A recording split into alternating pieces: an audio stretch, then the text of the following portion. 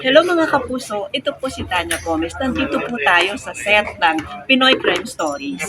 Alam niyo po, ang episode po natin ngayon ay tungkol po sa isang teenager na nabuntis po at iniwan na lamang ang kanyang anak sa isang CR, sa isang gasoline station. Kung iisipin po natin, hindi natin alam kung paano nakakaya ito ng isang magulang. Ito po'y bata po ang pinag-uusapan natin. Isa po itong teenager na nag-aaral pa rin po. Hindi ko alam kung bakit na nagawa po ito. Pero sana sa ating mga kabataan ngayon, kung magyayari man ito sa atin, sana mag-isip tayo ilang beses nating isipin paulit-ulit kung ano, wag tayong pabigla-bigla ng ating desisyon. Andyan ang ating mga magulang, tanungin natin, mga kaibigan, humingi tayo ng advice, teacher, kahit sinong pwede nating lapitan.